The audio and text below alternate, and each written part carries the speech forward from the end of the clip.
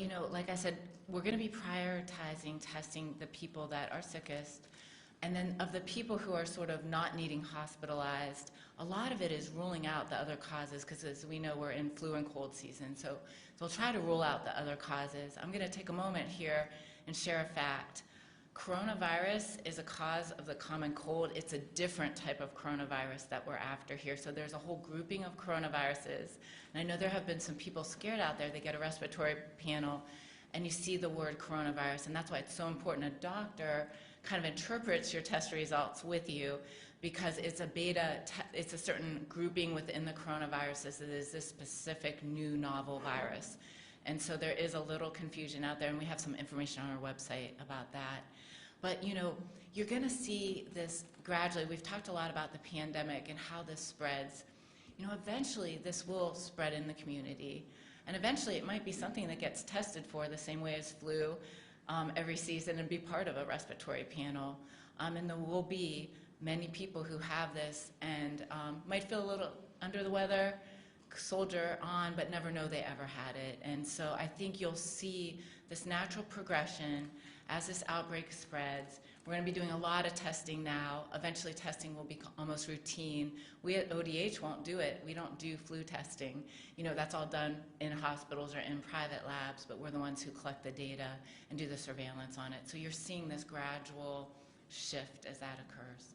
Dr. Acton, could you sort of explain, so I'm assuming that there are people who go into the doctor and they say, I have this symptom and this symptom, but if they don't really fall on the list of prioritizing or anything, do you screen, do you track those issues too? Do doctors maybe send you information, hey, there's somebody who's possibly this, they can't get a test right now? Right. What do you call that, and do you track those issues as well? Or? I think doctors, what they'll be doing is when they work that person up, and if they decide, you know, this doesn't really feel like COVID, they'll still tell patients what to look for when they go home.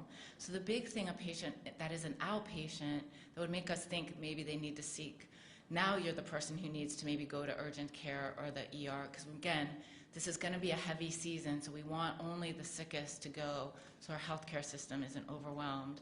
But if you have difficulty breathing, sustained difficulty breathing, that's a symptom. There'll be other symptoms that doctors share with their patients. You know, if you see a change in how you're feeling, they'll tell you what to look for and to come back. So that's how it will work a lot. Like even with the flu, you know, you can be at home with the flu, but if you really can no longer catch your breath, you need to tell your doctor right away. And those kinds of guidance will be given by primary care folks. With the 5 that are currently being tested, like how many of those are CDC and how many of those are in Ohio at this point? Okay. I will share with you that we have 9 negative people under investigation, no cases.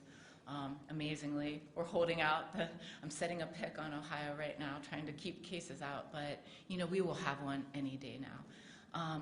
Of the people under investigation, 1 had gone to the CDC before we were up and running. 2 are in our lab as we speak, and 2 are actually at LabCorp. So we'll get those results, and there's a system, a technology system in place that actually we get those results right away as a Class A reportable disease.